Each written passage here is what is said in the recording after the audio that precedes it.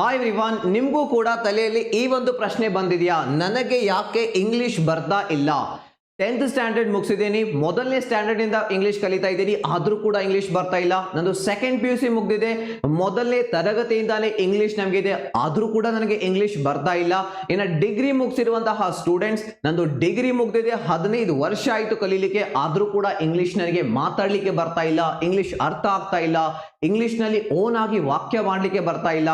ಇನ್ನ ಆಫೀಸಸ್ ಗಳಲ್ಲಿ ವರ್ಕ್ ಮಾಡ್ತಾ ಇರುವಂತಹ ವರ್ಕಿಂಗ್ ಪ್ರೊಫೆಷನಲ್ಸ್ 10-20 ವರ್ಷ ಆಯಿತು ಜಾಬ್ ಮಾಡಲಿಕ್ಕೆ ಸ್ಟಾರ್ಟ್ ಮಾಡಿ, ಆದರೂ ಕೂಡ ಇಂಗ್ಲಿಷ್ ಬರ್ತಾ ಇಲ್ಲ. ಅದರಿಂದ ಜಾಬ್ಸ್ಗಳು ಸಿಗ್ತಾ ಇಲ್ಲ, ಸಿಕ್ಕಿರುವಂತಹ ಜಾಬ್ ನಲ್ಲಿ ಒಳ್ಳೆ ಸ್ಯಾಲರಿ ಸಿಗ್ತಾ ಇಲ್ಲ, ಒಂದು ಮೀಟಿಂಗ್ ಅಲ್ಲಿ ಮಾತಾಡಲಿಕ್ಕೆ ಕಾನ್ಫಿಡೆನ್ಸ್ ಬರ್ತಾ ಇಲ್ಲ. ಬೇರೆಯವರು ಇಂಗ್ಲಿಷ್ ಮಾತಾಡೋದನ್ನ ನೋಡಿ ನಮಗೆ ಅಂಡರ್ ಕಾನ್ಫಿಡೆಂಟ್ ಫೀಲ್ ಆಗುತ್ತೆ, ಶೈನೆಸ್ ಫೀಲ್ ಆಗುತ್ತೆ, ಅಸಹ್ಯ ಆಗುತ್ತೆ. ಸೊ ನಮ್ಮ ಮೇಲೆ ಇರುವಂತಹ ಒಂದು ಚೂರು ನಂಬಿಕೆನೂ ಕೂಡ ನಾವು ಕಳ್ಕೊಳ್ತೀವಿ ಈ ಒಂದು ಇಂಗ್ಲಿಷ್ನಿಂದ. ಹೌದು ಅಲ್ವೋ? ಯಾವತ್ತಾದ್ರೂ ಕೂತ್ಕೊಂಡು ಯೋಚನೆ ಮಾಡಿದ್ದೀರಾ ಯಾಕೆ ನನಗೆ ಇಂಗ್ಲಿಷ್ ಬರ್ತಾ ಇಲ್ಲ ಅಂತ ಹೇಳಿ? ಮಾಡಿಲ್ಲ ಅಂದ್ರೆ ತಲೆ ಕೆಡಿಸ್ಕೋಬೇಡಿ, ನಿಮಗೆ ಸಹಾಯ ಮಾಡ್ಲಿಕ್ಕೆ ನಿಮಗೆ ಆ ರೀಸನ್ ಏನು, ಸೊ ರೀಸನ್ ಗೊತ್ತಾದ್ರೆ ಅದರಲ್ಲೇ ಸೊಲ್ಯೂಷನ್ ಇರುತ್ತೆ. ಯಾವುದೇ ಪ್ರಾಬ್ಲಮ್ ನಿಮ್ಮ ಲೈಫಲ್ಲಿ ಸಾಲ್ವ್ ಆಗ್ತಾ ಇಲ್ಲ ಅಂದ್ರೆ ಆ ಪ್ರಾಬ್ಲಮ್ ನ ಕಾರಣ ಏನು, ಸೊ ಆ ಕಾರಣದಲ್ಲೇ ಸೊಲ್ಯೂಷನ್ ನಿಮಗೆ ಸಿಗುತ್ತೆ.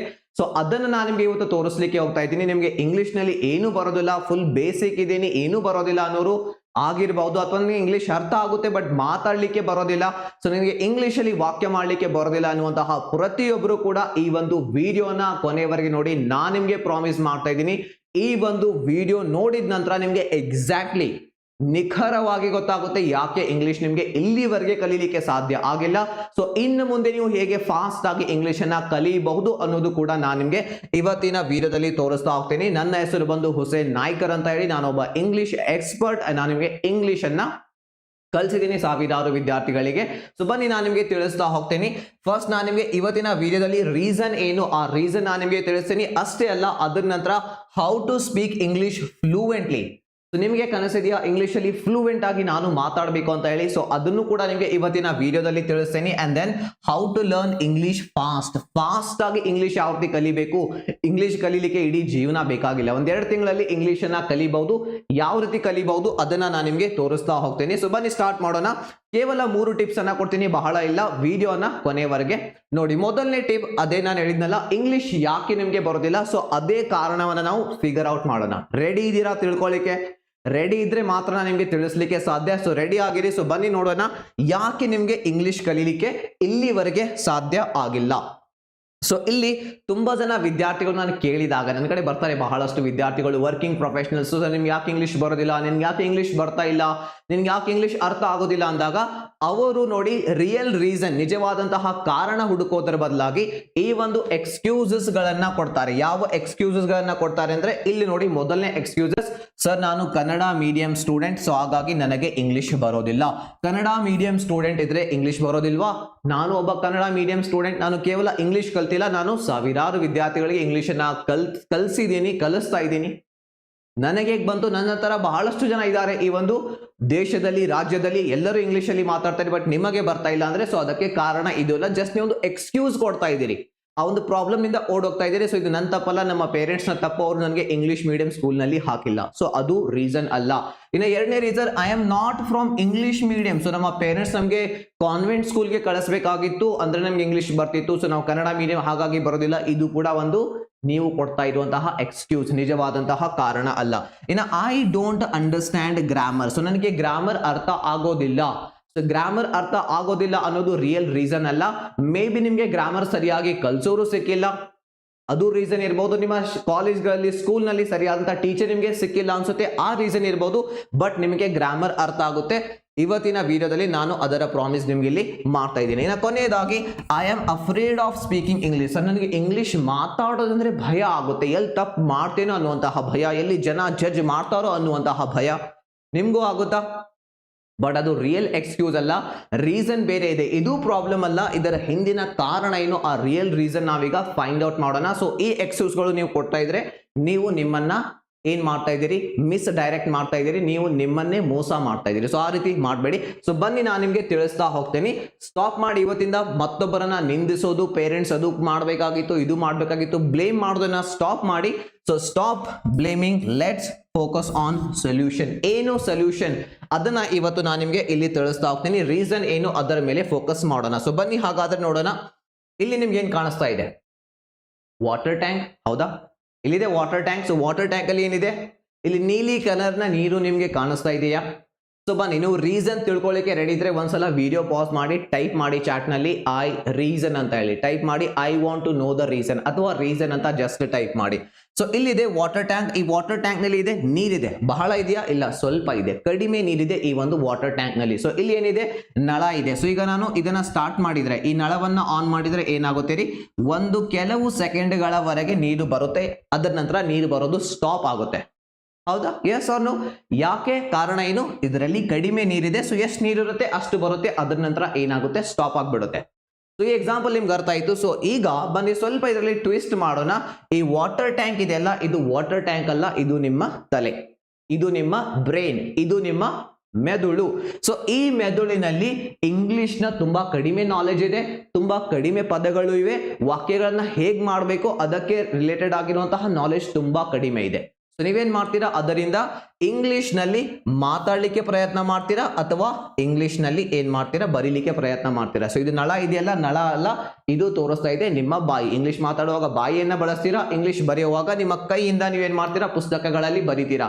ಸೊ ಈಗ ಈ ಒಂದು ಬ್ರೈನ್ ನಲ್ಲಿ ಕಡಿಮೆ ವರ್ಡ್ಸ್ಗಳು, ಕಡಿಮೆ ವಾಕ್ಯ ಮಾಡುವಂತಹ ರೂಲ್ಸ್ಗಳು ಅಥವಾ ಅದಕ್ಕೆ ಸಂಬಂಧಿಸಿರುವಂತಹ ನಾಲೆಜ್ ಕಡಿಮೆ ಇರುವಾಗ ನೀವು ಮಾತಾಡಲಿಕ್ಕೆ ಸ್ಟಾರ್ಟ್ ಮಾಡಿದಾಗ, ಪ್ರಾರಂಭ ಮಾಡಿದಾಗ ನಿಮ್ಮ ತಲೆಯಲ್ಲಿರುವಂತಹ 2-3 ವಾಕ್ಯಗಳು ಹೊರಗಡೆ ಬರುತ್ತೆ. ಅದರ ನಂತರ ಮಾತಾಡೋದನ್ನ ಸ್ಟಾಪ್ ಮಾಡ್ತೀರಾ. ಸ್ಟಾಪ್ ಆದ ನಂತರ ಕಾನ್ಫಿಡೆನ್ಸ್ ಕಳ್ಕೊಳ್ತೀರಾ. ಕಾನ್ಫಿಡೆನ್ಸ್ ಕಳ್ಕೊಂಡ ನಂತರ ಇಂಗ್ಲಿಷ್ ಕಲೀಲಿಕ್ಕೆ ಸಾಧ್ಯ ಇಲ್ಲ ಅನ್ನುವಂತಹ ಒಂದು ರೀಸನ್, ಒಂದು ಎಕ್ಸ್ಕ್ಯೂಸ್ ನೀವೇ ನಿಮಗೆ ಕೊಡ್ಲಿಕ್ಕೆ ಸ್ಟಾರ್ಟ್ ಮಾಡ್ತೀರಾ. ಇನ್ನು ಇಂಗ್ಲಿಷ್ ನಲ್ಲಿ ವಾಕ್ಯ ಮಾಡ್ಲಿಕ್ಕೆ ಯಾಕೆ ಬರ್ತಾ ಇಲ್ಲ?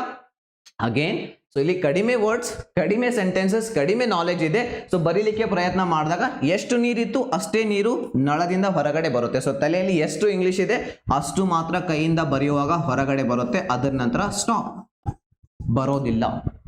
ಸೊ ಇದು ರಿಯಲ್ ರೀಸನ್. ಸೊ ನೀವೇನು ಮೊದಲನೇ ತರಗತಿಯಿಂದ 10ನೇ ತರಗತಿವರೆಗೆ ಕಲ್ತಿದ್ರಲ್ಲ, ಪೋಯಮ್ಸ್, ಚಾಪ್ಟರ್ಸ್, ಅದು ಇಂಗ್ಲಿಷ್ ಅಲ್ಲ. ಇಂಗ್ಲಿಷ್ ಅಂದ್ರೆ ಅದು ಒಂದು ಭಾಷೆಯಾಗಿ ಕಲಿಬೇಕು. ಇಂಗ್ಲಿಷ್ ಭಾಷೆಯ ನಾಲೆಜ್ ನಿಮ್ಮ ತಲೆಯಲ್ಲಿ ನಿಮ್ಮ ಸ್ಕೂಲ್ ಕಾಲೇಜಸ್ಗಳಲ್ಲಿ ಹಾಕಿಲ್ಲ, ಯಾಕಂದ್ರೆ ಸಿಸ್ಟಮ್ ಆ ರೀತಿ ಇದೆ. ಸೊ ಅಲ್ಲಿ ಮಾರ್ಕ್ಸ್ ಡ್ರಿವನ್, ಓನ್ಲಿ ಮಾರ್ಕ್ಸ್ ನೋಡ್ತಾರೆ. ಏನು ಕಲ್ತು ಪರ್ಮನೆಂಟ್ ಆಗಿ ತಲೆಯಲ್ಲಿ ಉಳಿಸ್ಕೊಂಡಿದೆಯಾ ಅದನ್ನ ನೋಡೋದಿಲ್ಲ ಅವರು. ಸೊ ಅಲ್ಲಿ ನೀವು ತಪ್ಪು ಮಾಡಿದೀರಾ. ಅದರಲ್ಲಿ ಕೇವಲ ನಿಮ್ದು ತಪ್ಪು ಅಷ್ಟೇ ಅಲ್ಲ, ನಮ್ಮ ಎಜುಕೇಶನ್ ಸಿಸ್ಟಮ್ ನ ತಪ್ಪಿದೆ. ಕಾಲೇಜ್ನಲ್ಲಿ ಕಲಿಸುವಂತಹ ರೀತಿ, ಸ್ಕೂಲ್ನಲ್ಲಿ ಕಲಿಸುವಂತಹ ರೀತಿಯಲ್ಲಿ ತಪ್ಪುಗಳು ಇವೆ. ಸೊ ಬಟ್ ನೀವು ಅದರಿಂದ ಹೊರಗಡೆ ಬರಬೇಕಾಗುತ್ತೆ. ನೀವು ಸರಿಯಾದಂತಹ ಸಿಸ್ಟಮ್ನ ಮೂಲಕ ಕಲಿಬೇಕಾಗುತ್ತೆ ಇಂಗ್ಲಿಷನ್ನ. ಬಿಕಾಸ್ ಇದು ನಿಮ್ಮ ಜೀವನ. ಸೊ ನಿಮ್ಮ ಜೀವನದ ಬಗ್ಗೆ ನೀವು ಕೇರ್ ಮಾಡಬೇಕಾಗುತ್ತೆ, ಬೇರೆ ಯಾರು ಕೇರ್ ಮಾಡೋದಿಲ್ಲ. ಸೊ ಇದು ನಿಮಗೆ ಗೊತ್ತಾಯ್ತು ಯಾಕೆ ನಿಮಗೆ ಇಂಗ್ಲಿಷ್ ಬರ್ತಾ ಇಲ್ಲ ಅಂತ ಹೇಳಿ. ಸೊ ಅದಕ್ಕೆ ನಾವೇನ್ ಮಾಡಬೇಕು, ಇಂಗ್ಲಿಷ್ನ ಹೆಚ್ಚು ಪದಗಳು, ಹೆಚ್ಚು ಇಂಗ್ಲಿಷ್ನ ನಾಲೆಜ್ ಅನ್ನ ತಲೆಯಲ್ಲಿ ಹಾಕಬೇಕು. ಮಾರ್ಕ್ಸ್ಗಾಗಿ ಕಲಿಯುವಂತಹ ನಾಲೆಜ್ ಬಗ್ಗೆ ಮಾತಾಡ್ತಾ ಇಲ್ಲ, ಇಂಗ್ಲಿಷ್ ಕಲಿಬೇಕು ಅನ್ನುವಂತಹ ಒಂದು ಆಸೆಯಿಂದ ಗಳಿಸುವಂತಹ ನಾಲೆಜ್ ಬಗ್ಗೆ ಮಾತಾಡ್ತಾ ಇದ್ದೀನಿ. ಸೊ ಈಗ ಟಿಪ್ ನಂಬರ್ 2, ಯಾರ್ಯಾರಿಗೆ ಇಂಗ್ಲಿಷ್ ನಲ್ಲಿ ನಾನು ಫ್ಲೂಯೆಂಟ್ ಆಗಿ, ಕಾನ್ಫಿಡೆಂಟ್ ಆಗಿ ಮಾತಾಡ್ಬೇಕನ್ನುವಂತ ಆಸೆ ಇದೆ, ಫ್ಲೂಯೆಂಟ್ ಆಗಿ ಅಂಡ್ ಕಾನ್ಫಿಡೆಂಟ್ ಆಗಿ. ಸೊ ಒಂದ್ಸಲ ಟೈಪ್ ಮಾಡಿ ಚಾಟ್ ನಲ್ಲಿ ಕಾನ್ಫಿಡೆನ್ಸ್ ಅಂಡ್ ಫ್ಲೂಯೆನ್ಸಿ ಅಂತ ಹೇಳಿ. ಒಂದ್ಸಲ ಬೇಗ ಟೈಪ್ ಮಾಡಿ, ವಿಡಿಯೋನ ಪಾಸ್ ಮಾಡಿ, ಕಾನ್ಫಿಡೆನ್ಸ್ ಅಂಡ್ ಫ್ಲೂಯೆನ್ಸಿ ಅಂತ ಹೇಳಿ ಒಂದ್ಸಲ ಚಾಟ್ ನಲ್ಲಿ ಟೈಪ್ ಮಾಡಿ. ಸೊ ಕಾಮೆಂಟ್ ನಲ್ಲಿ ಟೈಪ್ ಮಾಡಿ, ಅದರಿಂದ ನಮಗೆ ಗೊತ್ತಾಗುತ್ತೆ. ಸೊ ಇಲ್ಲಿದ್ದಾರೆ ಬಹಳಷ್ಟು ಜನ ಇಂಗ್ಲಿಷ್ ಅಲ್ಲಿ ಕಾನ್ಫಿಡೆನ್ಸ್ ಆಗಿ ಮಾತಾಡಬೇಕು, ಫ್ಲೂಯೆಂಟ್ ಆಗಿ ಮಾತಾಡಬೇಕು ಅನ್ನೋರು. ರೆಡಿ ಇದ್ದೀರಾ? ಸೊ ಬನ್ನಿ ನಾನು ನಿಮಗೆ ತಿಳಿಸ್ತಾ ಹೋಗ್ತೀನಿ. ಸೊ ಇದು ನಿಮಗೆ ಕಾಣಿಸ್ತಾ ಇದೆಯಾ? ಇದು ಎಲ್ಲರಿಗೂ ಕಾಣಿಸ್ತಾ ಇದೆಯಾ? ಸೊ ಇಲ್ಲಿ ಸರಿಯಾಗಿ ನೋಡ್ಕೊಳ್ಳಿ. ಸೊ ಈಗ ನೀವು ಇದರಲ್ಲಿ ಯಾವ ಹಂತದಲ್ಲಿ ಇದ್ದೀರಾ, ಯಾವ ಸ್ಟೇಜ್ ನಲ್ಲಿ ಇದ್ದೀರಾ? ಸೊ ಇದರಲ್ಲಿ ನನಗೆ ಗೊತ್ತಿರೋ ಪ್ರಕಾರ 90% ಸ್ಟೂಡೆಂಟ್ಸ್, 90% ಜನ ಈ ಒಂದು ಸ್ಟೇಜ್ ನಲ್ಲಿ ಇರ್ತಾರೆ. ಅಂದ್ರೆ ರಾಂಗ್ ಇಂಗ್ಲಿಷ್, ತಪ್ಪಾಗಿ ಇಂಗ್ಲಿಷ್ ಮಾತಾಡ್ತಾ ಇರ್ತಾರೆ, ತಪ್ಪಾಗಿ ಇಂಗ್ಲಿಷ್ ನೀವೀಗ ಬರೀತಾ ಇದ್ದೀರಾ. ಅಂಡ್ ಅದರಿಂದ ನಿಮ್ಗೆ ಭಯ ಆಗ್ತಾ ಇದೆ. ತಪ್ಪು ಮಾಡ್ತಾ ಇದ್ದೀರಾ ಅಂದ್ರೆ ಆಬ್ವಿಯಸ್ಲಿ ಭಯ ಬಂದೇ ಬರುತ್ತೆ. ತಪ್ಪು ಮಾಡ್ತೀನಿ, ಎಲ್ಲಿ ತಪ್ಪಾಗುತ್ತೋ ಆ ತಪ್ಪು ನೋಡಿ ಎಲ್ಲಿ ಜಡ್ಜ್ ಮಾಡ್ತಾರೋ ಅನ್ನುವಂತಹ ಭಯ ನಮ್ಮಲ್ಲಿ ಬರುತ್ತೆ. Right? Wrong English and fear. So ಇಲ್ಲಿಂದ ನೀವೇನ್ ಮಾಡ್ತೀರಾ, ನಿಮ್ಮ ಗೋಲ್ ಏನು, ಇಂಗ್ಲಿಷ್ ನಲ್ಲಿ ಕಾನ್ಫಿಡೆನ್ಸ್ ಬರಬೇಕು. ಸೊ ಭಾರತೀಯರು ಯಾವಾಗಲೂ ಶಾರ್ಟ್ ಕಟ್ ಹುಡ್ಕೋದ್ರಲ್ಲಿ ತುಂಬಾ ಎಕ್ಸ್ಪರ್ಟ್ಸ್. ಬಟ್ ನಿಮ್ಗೆ ಗೊತ್ತಿದೆ ಇಂಗ್ಲಿಷಲ್ಲಿ ಯಾವುದೇ ಶಾರ್ಟ್ ಕಟ್ಸ್ ವರ್ಕ್ ಆಗೋದಿಲ್ಲ. ತುಂಬಾ ಜನ ಇಲ್ಲಿಂದ ನೇರವಾಗಿ ಇಲ್ಲಿಗೆ ಜಂಪ್ ಮಾಡುವಂತಹ ಪ್ರಯತ್ನ ಮಾಡ್ತಾರೆ. ಸೊ ನಾನು ಬೇಗ ಇಂಗ್ಲಿಷಲ್ಲಿ ಕಾನ್ಫಿಡೆಂಟ್ ಆಗಿ ಮಾತಾಡೋದನ್ನ ಕಲಿಬೇಕು, ಇಂಗ್ಲಿಷ್ ಮಾತಾಡಬೇಕು, ಬರಿಬೇಕು, ಯಾವುದೇ ತಪ್ಪಿಲ್ಲದೆ ಅಂತ ಹೇಳಿ. ಬಟ್ ಸಾಧ್ಯ ಇಲ್ಲ. ಸೊ ಈ ಮಿಸ್ಟೇಕ್ ರಾಂಗ್ ಮೆಥಡ್ ಅನ್ನ ಫಾಲೋ ಮಾಡಬೇಡಿ. ಸೊ ಇಲ್ಲಿ ನೀವು ಹೋದ್ರೆ ಮತ್ತೆ ಯಾವತ್ತೂ ನೀವು ಇಂಗ್ಲಿಷ್ ಕಲಿಯೋದಿಲ್ಲ. ಮತ್ತೆ ನೀವು ಅದೇ ತಪ್ಪು ಮಾಡ್ತಾ ಇದ್ದೀರಾ. ಸೊ ಈಗ 10 ವರ್ಷ 12 ವರ್ಷ ತಪ್ಪು ಮಾಡಿದ್ದೀರಾ, ಇನ್ನು ಮತ್ತೆ ಇದೇ ಮಿಸ್ಟೇಕ್ಸ್ ಮಾಡ್ತಾ ಹೋದ್ರೆ ಇಂಗ್ಲಿಷ್ ಯಾವತ್ತೂ ಕಲಿಯೋದಿಲ್ಲ. ಸೊ ಹಾಗಾದ್ರೆ ಏನ್ ಮಾಡಬೇಕು ಅಂತ ಕೇಳೋದಾದ್ರೆ ಫಸ್ಟ್ ಇದನ್ನಾದ್ರೂ ಮಾಡಲೇಬೇಡಿ. ಫಸ್ಟ್ ಏನು ಇದನ್ನ ಮಾಡಬೇಡಿ. ಇನ್ನು ನೆಕ್ಸ್ಟ್ ಏನ್ ಮಾಡಬೇಕು ಅದನ್ನ ನಾನು ನಿಮಗೆ ತೋರಿಸ್ತಾ ಹೋಗ್ತೀನಿ.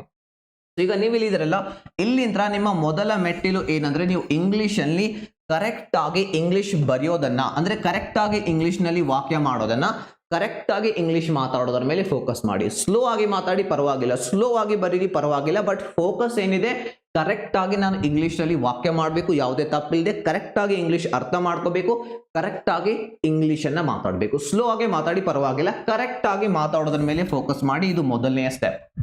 ಒಂದ್ಸಲ ನೀವು ಕರೆಕ್ಟ್ ಆದ್ರಿ ಅಂದ್ರೆ, ಕರೆಕ್ಟ್ ಯಾವಾಗ ಆಗ್ತೀರಾ ಅಂದ್ರೆ ಇಂಗ್ಲಿಷ್ ನಲ್ಲಿ ಪರ್ಫೆಕ್ಟ್ ಆಗಿ ವಾಕ್ಯ ಮಾಡೋದು ಕಲಿತ ನಂತರ. ಸೊ ಪರ್ಫೆಕ್ಟ್ ಆದ ನಂತರ ನಿಮ್ಮ ಫೋಕಸ್ ಎರಡನೆಯ ಸ್ಟೆಪ್ ಏನು ಅಂದ್ರೆ ಅದನ್ನ ಫಾಸ್ಟ್ ಆಗಿ ಬರೆಯೋದು, ಫಾಸ್ಟ್ ಆಗಿ ಮಾತಾಡೋದ್ರ ಮೇಲೆ ಫೋಕಸ್ ಮಾಡಿ. ಫಾಸ್ಟ್ ಆಗಿ ಇಂಗ್ಲಿಷ್ ಬರೆಯೋದು ಅಂದ್ರೆ ನೋಡಿ ಬರೆಯೋದ್ರ ಬಗ್ಗೆ ನಾನು ಹೇಳ್ತಾ ಇಲ್ಲ, ಅದು 7ನೇ 8ನೇ ತರಗತಿಯ ಸ್ಟೂಡೆಂಟ್ಸ್ ಕೂಡ ಮಾಡ್ತಾರೆ. 1 ಪೇಜ್ ಬರ್ಕೊಂಬ ಅಂದ್ರೆ ಫಟಾಫಟ್ ನೋಡಿ ಬರೆಯೋದು, ಆ ಬರೆಯೋದ್ರ ಬಗ್ಗೆ ಅಲ್ಲ.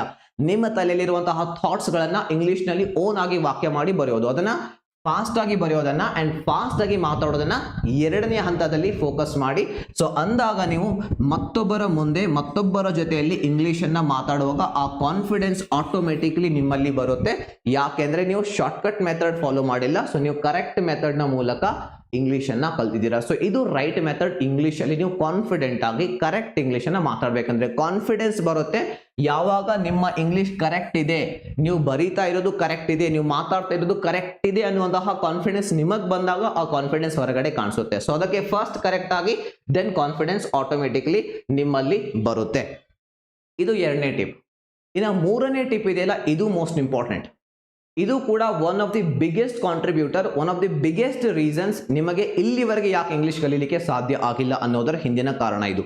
ಏನು ಅಂದ್ರೆ ತುಂಬಾ ಜನ, ಎಷ್ಟು ಜನ ಒಪ್ಕೊಳ್ತೀರಾ ಸರಿ ಯಾವುದೋ ಒಂದು ಸ್ಕಿಲ್ ಕಲಿಬೇಕು ಅಂದ್ರೆ ಪ್ರಾಕ್ಟೀಸ್ ಮಾಡಬೇಕು, ಪ್ರಾಕ್ಟೀಸ್ ಮೇಕ್ಸ್ ಮ್ಯಾನ್ ಪರ್ಫೆಕ್ಟ್. ತುಂಬಾ ಜನ ಎಸ್ ಅಂತ ಹೇಳ್ತಾರೆ, ಬಟ್ ನಾನು ಅದನ್ನ ಒಪ್ಕೊಳ್ಳೋದಿಲ್ಲ. ಇದು ಸಂಪೂರ್ಣ ಸತ್ಯ ಅಲ್ಲ, ಇದು ಸಂಪೂರ್ಣವಾಗಿ ಕರೆಕ್ಟ್ ಆಗಿಲ್ಲ. ಪ್ರಾಕ್ಟೀಸ್ ಆದ್ರೂ ನೀವು ಮಾಡ್ತಾನೆ ಇದ್ದೀರಲ್ಲ, ಇಂಗ್ಲಿಷ್ ಎಕ್ಸಾಮ್ ಬರೀತೀರಾ, ಪ್ರತಿ ಸ್ಟ್ಯಾಂಡರ್ಡ್ 1ನೇ 2ನೇ 4ನೇ ಎಲ್ಲಾ ತರಗತಿಯಲ್ಲಿ ಗ್ರಾಮರ್ ಇರುತ್ತೆ, ಆದ್ರೂ ಕೂಡ ಯಾಕೆ ಇಂಗ್ಲಿಷ್ ಬರ್ತಾ ಇಲ್ಲ? ಯಾಕಂದ್ರೆ ಇಲ್ಲಿವರೆಗೆ ನೀವು ಕೇವಲ ಪ್ರಾಕ್ಟೀಸ್ ಮಾಡಿದ್ದೀರಾ. ಪ್ರಾಕ್ಟೀಸ್ ನಿಂದ ಇಂಗ್ಲಿಷ್ ಬರೋದಿಲ್ಲ, ಪ್ರಾಕ್ಟೀಸ್ ನಿಂದ ಯಾವುದೇ ಸ್ಕಿಲ್ ಬರೋದಿಲ್ಲ. ಸೊ ಅಲ್ಲಿ ನಿಮಗೆ ಬೇಕಾಗುತ್ತೆ ರೈಟ್ ಪ್ರಾಕ್ಟೀಸ್. ರೈಟ್ ಪ್ರಾಕ್ಟೀಸ್ ನ ಮೂಲಕ ಮಾತ್ರ ನೀವು ಏನ್ ಮಾಡಬಹುದು, ಯಾವುದೇ ಒಂದು ಸ್ಕಿಲ್ ಅನ್ನ ಕಲಿಬಹುದು ಪರ್ಫೆಕ್ಟ್ ಆಗಿ. ಸೊ ಹಾಗಾದ್ರೆ ಯಾವ್ದ್ರ ಮೇಲೆ ಈಗ ನೀವು ಫೋಕಸ್ ಮಾಡಬೇಕು, ಫೋಕಸ್ ಮಾಡಿ ರೈಟ್ ಪ್ರಾಕ್ಟೀಸ್ ನ ಮೇಲೆ. ಸೊ ರೈಟ್ ಪ್ರಾಕ್ಟೀಸ್ ಯಾವ ರೀತಿ ಮಾಡಬೇಕು, ಒಂದು ನಾನು ನಿಮಗೆ ತಿಳಿಸಿದೆ, correct English and then confident ಆಗಿ ಇಂಗ್ಲಿಷ್ ಮಾತಾಡೋದ್ರ ಮೇಲೆ ಫೋಕಸ್ ಮಾಡಿ. ಸೊ ಇನ್ನ ನಿಮಗೆ ರೈಟ್ ಪ್ರಾಕ್ಟೀಸ್ ಮಾಡ್ಲಿಕ್ಕೆ ಯಾವ ವ್ಯಕ್ತಿ ಕಡೆ ಹೋಗ್ಬೇಕಂದ್ರೆ ಆಲ್ರೆಡಿ ಇಂಗ್ಲಿಷ್ ಕಲ್ತಿರುವಂತಹ, ಸರಿಯಾಗಿ 0 ಇಂದ ಇಂಗ್ಲಿಷ್ ಕಲ್ತಿರುವಂತಹ ವ್ಯಕ್ತಿನೇ, ಕನ್ನಡ ಮೀಡಿಯಂ ನಿಂದ ಬಂದು ಇಂಗ್ಲಿಷ್ ಕಲ್ತಿರುವಂತಹ ವ್ಯಕ್ತಿ ನಿಮಗೆ ಇಂಗ್ಲಿಷ್ ಅನ್ನ ಕಲಿಸ್ಲಿಕ್ಕೆ ಸಾಧ್ಯ. ಸೊ ಅಂತಹ ವ್ಯಕ್ತಿಯಿಂದ ನೀವು ಕಲಿತ್ರೆ ಫಾಸ್ಟ್ ಆಗಿ ನೀವು ಇಂಗ್ಲಿಷ್ ಕಲಿಯುವಂತಹ ಸಾಧ್ಯತೆ ಇದೆ. ಸೊ ಏನಾಗುತ್ತೆ ಸರ್ ರೈಟ್ ಮೆಥಡ್ ನಿಂದ ಅಂದ್ರೆ, ಸೊ ರೈಟ್ ಮೆಥಡ್ ಫಾಲೋ ಮಾಡಿದ್ರೆ ಏನಾಗುತ್ತೆ ಬನ್ನಿ ನಾನು ನಿಮಗೆ ತಿಳಿಸ್ತೀನಿ. ಫಸ್ಟ್ ಆಫ್ ಆಲ್ ನಿಮ್ಮ ಬಹಳಷ್ಟು ಟೈಮ್ ಸೇವ್ ಆಗುತ್ತೆ. ಯಾಕೆಂದ್ರೆ ರೈಟ್ ಮೆಥಡ್ ನ ಮೂಲಕ ಕೇವಲ 20% ಟೈಮ್ ಎಫರ್ಟ್ ಹಾಕಿ 80% ರಿಸಲ್ಟ್ ನೀವು ಪಡ್ಕೋಬಹುದು. 80-20 ರೂಲ್ ನೀವು ಕೇಳಿದ್ದೀರಾ, ಕೇವಲ 20% ಎಫರ್ಟ್ ಹಾಕಿ 80% ರಿಸಲ್ಟ್ ತಗೊಳ್ತೀರಾ ಯಾವಾಗ ರೈಟ್ ಪ್ರಾಕ್ಟೀಸ್ ಮಾಡಿದರೆ. ಸೊ ಅದರಿಂದ ನಿಮ್ಮ ಟೈಮ್ ಸೇವ್ ಆಗುತ್ತೆ, ನಂಬರ್ 1. ಎರಡನೇದಾಗಿ ಗಿವ್ಸ್ ಯು ರಿಸಲ್ಟ್ ಫಾಸ್ಟ್. ತುಂಬಾ ಫಾಸ್ಟ್ ಆಗಿ ನಿಮಗೆ ರಿಸಲ್ಟ್ ಸಿಗುತ್ತೆ. ರಿಸಲ್ಟ್ ಸಿಕ್ಕಾಗ ಒಳಗಿಂದ ಇನ್ನೂ ಕಾನ್ಫಿಡೆನ್ಸ್ ಬರುತ್ತೆ ಕಲಿಬೇಕು ಅಂತ ಹೇಳಿ. ಇನ್ನು ಮೂರನೇದಾಗಿ ಲೆಸ್ ಎಫರ್ಟ್ ಫಾಸ್ಟ್ ರಿಸಲ್ಟ್. ಕಡಿಮೆ ಎಫರ್ಟ್ ಕಡಿಮೆ ಸಮಯ ಫಾಸ್ಟ್ ಆಗಿ ಇಂಗ್ಲಿಷ್ ಅನ್ನ ಕಲಿತೀರಾ. ಸೊ ಹಾಗಾಗಿ ನಾನು ಹೇಳಿದ್ದು ರೈಟ್ ಮೆಥಡ್ ನ ಮೂಲಕ ಇಂಗ್ಲಿಷ್ ಅನ್ನ ಪ್ರಾಕ್ಟೀಸ್ ಮಾಡಿ ಅಂತ ಹೇಳಿ. ಸೊ ಅದನ್ನ ಯಾರು ನಿಮಗೆ ಕಲಿಸಬಹುದು ಅದು ಕೂಡ ಹೇಳ್ತಾ ಇದ್ದೀನಿ. ಒಬ್ಬ ಕನ್ನಡ ಮೀಡಿಯಂ, ನೀವು ಕನ್ನಡ ಮೀಡಿಯಂ ಸ್ಟೂಡೆಂಟ್ ಆಗಿದ್ರೆ, ಕನ್ನಡ ಮೀಡಿಯಂ ನಲ್ಲಿ ಕಲ್ತು ಒಂದು ಏನೋ ಜಾಬ್ ಮಾಡ್ತಾ ಇದ್ರೆ, ಕನ್ನಡ ಮೀಡಿಯಂ ಈಗ 10th ಮುಗಿಸಿದ್ರೆ 9th ಮುಗಿಸಿದ್ರೆ, ಸೊ ಕನ್ನಡದಿಂದ ಬಂದು ಕನ್ನಡ ಮೀಡಿಯಂ ಬ್ಯಾಕ್ ಗ್ರೌಂಡ್ ಇಂದ ಬಂದು ಇಂಗ್ಲಿಷ್ ಕಲ್ತಿರುವಂತಹ ಒಬ್ಬ ವ್ಯಕ್ತಿ, ಒಬ್ಬ ಟೀಚರ್, ಎಜುಕೇಟರ್ ನಿಮಗೆ ಇಂಗ್ಲಿಷ್ ಕಲಿಸಬಹುದು. ಯಾಕೆಂದ್ರೆ ನೀವೇನ್ ಪ್ರಾಬ್ಲಮ್ ಫೇಸ್ ಮಾಡ್ತಾ ಇದ್ದೀರಿ ಅನ್ನೋದು ಅವನು ಅರ್ಥ ಮಾಡ್ಕೋತಾನೆ. ನೀವೇನು ಚಾಲೆಂಜಸ್ ಫೇಸ್ ಮಾಡ್ತಾ ಇದ್ದೀರಿ, ನಿಮ್ಗೆ ಯಾವ ರೀತಿ ಇಂಗ್ಲಿಷ್ ಅರ್ಥ ಮಾಡಿಸ್ಬೇಕು ಅನ್ನೋದು ಅವನಿಗೆ ಗೊತ್ತಿರುತ್ತೆ. ಸೊ ಹಾಗಾಗಿ ನಾನು ಅದನ್ನ ಹೇಳ್ತಾ ಇರೋದು. ಇನ್ನ ಬಹಳಷ್ಟು ಜನ ನಮ್ಮ ಸ್ಟೂಡೆಂಟ್ಸ್ ಎಸ್ಪೆಷಲಿ ಯಂಗ್ಸ್ಟರ್ಸ್ ಇಗ್ನೋರ್ ಮಾಡ್ತಾರೆ. ಮುಂದೆ ಅವಶ್ಯಕತೆ ಬಿದ್ದಾಗ ಇಂಗ್ಲಿಷ್ ಅನ್ನ ಕಲಿತೇನೆ ಅಂತ ಹೇಳಿ. ನೋಡಿ ಇವತ್ತಿನ ಟೈಮ್ ನಲ್ಲಿ ಕಾಂಪಿಟಿಷನ್ ಬಹಳ ಇದೆ. ಸೊ ಇವತ್ತಿನ ಈ ಸ್ಪರ್ಧಾತ್ಮಕ ಜಗತ್ತಿನಲ್ಲಿ ನೀವು ಗೆಲ್ಲಬೇಕು ಅಂದ್ರೆ ಈ ಒಂದು ಕೋಟನ್ನ ಅರ್ಥ ಮಾಡ್ಕೊಳ್ಳಿ ಸಾಕು. ಈ ಒಂದು ಕೋಟನ್ನ ಅರ್ಥ ಮಾಡ್ಕೊಳ್ಳಿ. Success occurs when preparation meets opportunity. ಒಬ್ಬ ವ್ಯಕ್ತಿ ಸಕ್ಸಸ್ಫುಲ್ ಯಾವಾಗ ಆಗ್ತಾನೆ ಅಂದ್ರೆ ಒಂದು ಅವನು ಪ್ರಿಪೇರ್ಡ್ ಆಗಿರ್ಬೇಕು. ಎರಡು ಇಂಪಾರ್ಟೆಂಟ್ ಪದಗಳು ಇವೆ ಇಲ್ಲಿ. ಒಂದು ಏನಾಗಿರ್ಬೇಕು, ಅವನು ಪ್ರಿಪೇರ್ಡ್ ಆಗಿರ್ಬೇಕು. ಅವನು ಪ್ರಿಪೇರ್ ಆದಾಗ ಅವನ ಹತ್ತಿರ ಅವನ ಮುಂದೆ ಒಂದು ಅವಕಾಶ, ಒಂದು ಅಪರ್ಚುನಿಟಿ ಸಿಕ್ಕಾಗ ಅವನು ಏನಾಗ್ತಾನೆ, ಸಕ್ಸಸ್ಫುಲ್ ಆಗ್ತಾನೆ. ಇವತ್ತಿನ ನಮ್ಮನ ಯಂಗ್ಸ್ಟರ್ಸ್ ಯಾವ ರೀತಿ ಇದ್ದಾರೆ ಅಂದ್ರೆ, ಮೊದಲು ಅಪಾರ್ಚುನಿಟಿ, ಅವಕಾಶ ಮೊದಲು ಬರಲಿ, ಅದ ನಂತರ ನಾನು ಪ್ರಿಪೇರ್ ಆಗ್ತೀನಿ ಅಂದ್ರೆ ನಡೆಯೋದಿಲ್ಲ. ಇದು ಸ್ಪರ್ಧಾತ್ಮಕ ಜಗತ್ತು. 140 ಕೋಟಿ ಜನ ಇರುವಂತಹ ಒಂದು ದೇಶ. ಜನಸಂಖ್ಯೆ ಕಡಿಮೆ ಇಲ್ಲಿಲ್ಲ, ಬಹಳ ಜನ ಲೈನ್ ನಲ್ಲಿ ನಿಂತಿದ್ದಾರೆ. ಸೊ ಇಂಗ್ಲಿಷ್ ನೋಡಿ, ಯಾವುದೇ ಜಾಬ್ ನಲ್ಲಿ ಹೋಗಿ, ಪ್ರೈವೇಟ್ ಆಗಿರ್ಲಿ, ಗವರ್ಮೆಂಟ್ ಆಗಿರ್ಲಿ, ಕಾಂಪಿಟೇಟಿವ್ ಎಕ್ಸಾಮ್ ಆಗಿರ್ಲಿ, ಹೈಯರ್ ಎಜುಕೇಶನ್ ಆಗಿರ್ಲಿ, ಯಾವುದೇ ಪ್ರೊಫೆಷನಲ್ ಕೋರ್ಸ್ ಆಗಿರ್ಲಿ, ಎಲ್ಲದರಲ್ಲಿ ಕೂಡ ಇಂಗ್ಲಿಷ್ ನ ಅವಶ್ಯಕತೆ ಇವತ್ತು ನಂಬರ್ 1 ನಲ್ಲಿ ಇದೆ. ಅದು ಇಲ್ಲ ಅಂದ್ರೆ ಕರಿಯರ್ ಬಹಳಷ್ಟು ಜನ ಹಾಳು ಮಾಡ್ಕೋತಾರೆ. ಜಾಬ್ ನಿಮ್ಗೆ ಎಲ್ಲಾದ್ರೂ ಸಿಗುತ್ತೆ ರೀ, ಅದೇ 8-9 ಸಾವಿರ 10 ಸಾವಿರ ರೂಪಾಯಿ ಜಾಬ್ ಸಿಗುತ್ತೆ. ಒಂದು ಒಳ್ಳೆ ಜಾಬ್ ನೀವು ಪಡ್ಕೋಬೇಕು, ಇಷ್ಟೆಲ್ಲ ಹಣ ಟೈಮ್ ಇನ್ವೆಸ್ಟ್ ಮಾಡಿ ಎಜುಕೇಶನ್ ಪಡ್ಕೊಂಡಿದ್ದೀರಾ, ಇನ್ನು ಒಳ್ಳೆ ಜಾಬ್ ತಗೋಬೇಕಂದ್ರೆ ಅದರ ಜೊತೆಲಿ ಒಂದು ಸ್ಕಿಲ್ ಅನ್ನ ಆಡ್ ಮಾಡ್ಕೊಳ್ಳಿ, ಅದು ಇಂಗ್ಲಿಷ್. ಸೊ ಅದು ಯಾವಾಗ, ಈಗ ಇಂಗ್ಲಿಷ್ ಕಲೀಲಿಕ್ಕೆ ಸರಿಯಾದಂತಹ ಸಮಯ ಈಗ. 2025 ಹೋಯ್ತು, 2026 ಬಂತು. ಎಷ್ಟೋ ಜನ ನ್ಯೂ ಇಯರ್ ರೆಸಲ್ಯೂಷನ್ ಸೆಟ್ ಮಾಡ್ಕೊಂಡಿರ್ತಾರೆ, ಈ ವರ್ಷ ಇಂಗ್ಲಿಷ್ ಕಲಿತೀನಿ ಅಂತ ಹೇಳಿ. ಬಟ್ ಇಲ್ಲಿವರೆಗೆ ಸ್ಟಾರ್ಟ್ ಮಾಡಿಲ್ಲ ಅಂದ್ರೆ ಇದು ನಿಮಗೆ ಸುವರ್ಣ ಒಂದು ಅವಕಾಶ ಇವತ್ತು ಸ್ಟಾರ್ಟ್ ಮಾಡಲಿಕ್ಕೆ. Because success occurs when preparation meets opportunity. ನೀವೇ ನಿಮ್ಮನ್ನ ಕೇಳ್ಕೊಳ್ಳಿ, ಈಗ ಒಂದು ಆಪ್ಷನ್ ನಿಮ್ಮ ಹತ್ರ, ಒಂದು ಅಪರ್ಚುನಿಟಿ ನಿಮ್ಮ ಹತ್ರ ಬಂದಿದೆ, ಒಂದು ಒಳ್ಳೆ ಜಾಬ್ ಇದೆ, ಆ ಜಾಬ್ ನ ಸ್ಯಾಲರಿ ಪ್ರತಿ ತಿಂಗಳು 50,000 ರೂಪಾಯಿ ಇದೆ. ಬಟ್ ನಮಗೆ ಸರಿಯಾಗಿ ಇಂಗ್ಲಿಷ್ ಮಾತಾಡುವಂತಹ ಒಬ್ಬ ವ್ಯಕ್ತಿ ಬೇಕು, ಇಂಗ್ಲಿಷ್ ಅಲ್ಲಿ ಕಮ್ಯುನಿಕೇಟ್ ಮಾಡುವಂತ ವ್ಯಕ್ತಿ ಬೇಕು, ಒಂದು ಟೀಮ್ ಲೀಡ್ ಮಾಡುವಂತ ವ್ಯಕ್ತಿ ಬೇಕು ಅಂದ್ರೆ ಆ ಸ್ಕಿಲ್ಸ್ ನಿಮ್ಮ ಹತ್ರ ಇವೆಯಾ? ಇಲ್ಲ. ಅವಕಾಶ ನಿಮ್ಮ ಮುಂದೆ ಇದೆ, ಬಟ್ ಆ ಪ್ರಿಪರೇಷನ್ ನಿಮ್ಮ ಮುಂದೆ, ಆ ಒಂದು ನೀವು ಪ್ರಿಪೇರ್ಡ್ ಆಗಿಲ್ಲ ಅದಕ್ಕೆ ಅಂದ್ರೆ ಆ ಅವಕಾಶದಿಂದ ನಿಮ್ಗೆ ಏನು ಪ್ರಯೋಜನ ಆಗೋದಿಲ್ಲ. ಸೊ ಹಾಗಾಗಿ ಇವತ್ತೇ ಸ್ಟಾರ್ಟ್ ಮಾಡಿ ಇಂಗ್ಲಿಷ್ ಅನ್ನ ಕಲೀಲಿಕ್ಕೆ. ಸೊ ಇನ್ನ ನಿಮ್ಮಲ್ಲಿ ಬಹಳಷ್ಟು ಜನ ಕೇಳ್ತಾರೆ, ಸೊ ಇಂಗ್ಲಿಷ್ ಅನ್ನ ಫಾಸ್ಟ್ ಆಗಿ ಯಾವ ರೀತಿ ಕಲಿಬೇಕು? ನಿಮಗೆ ಇಂಗ್ಲಿಷ್ ಅಲ್ಲಿ ಫಾಸ್ಟ್ ಆಗಿ ಕಲಿಬೇಕು ಅಂತ ಆಸೆ ಇದ್ರೆ, ಇನ್ನ ಇಂಗ್ಲಿಷ್ ಒಬ್ಬ ಎಕ್ಸ್ಪರ್ಟ್ ಟೀಚರ್ನ ಜೊತೆ ನಿಮ್ಗೆ ಇಂಗ್ಲಿಷ್ ಕಲಿಬೇಕು ಅನ್ನುವಂತಹ ಆಸೆ ಇದ್ರೆ, ಸೊ ಡೆಫಿನೆಟ್ಲಿ ನೀವು ನನ್ನ ಜೊತೆಯಲ್ಲಿ ಕಲಿಬಹುದು. ನಾನು ಹುಸೇನ್ ನಾಯ್ಕರ್ ಅಂತ ಹೇಳಿ ಒಬ್ಬ ಇಂಗ್ಲಿಷ್ ಎಕ್ಸ್ಪರ್ಟ್. ನನ್ನ ಹೆಸರು ಹುಸೇನ್ ನಾಯ್ಕರ್. ಸೊ ನಾನೊಬ್ಬ ಕನ್ನಡ ಮೀಡಿಯಂ ಸ್ಟೂಡೆಂಟ್. ನಾನು ಇಂಗ್ಲಿಷ್ ಅನ್ನ ಕಲಿತು ಸಾವಿರಾರು ಕನ್ನಡ ಮೀಡಿಯಂ ವಿದ್ಯಾರ್ಥಿಗಳಿಗೆ ಆಲ್ರೆಡಿ ಇಂಗ್ಲಿಷ್ ಅನ್ನ ಕಲಿಸಿದ್ದೀನಿ. ಕನ್ನಡ ಮೀಡಿಯಂ ಬ್ಯಾಕ್ ಗ್ರೌಂಡ್ ಇಂದ ಬಂದಿರುವಂತಹ ವರ್ಕಿಂಗ್ ಪ್ರೊಫೆಷನಲ್ಸ್ಗೆ ಇಂಗ್ಲಿಷ್ ಅನ್ನ ಕಲ್ತಿದ್ದೀನಿ.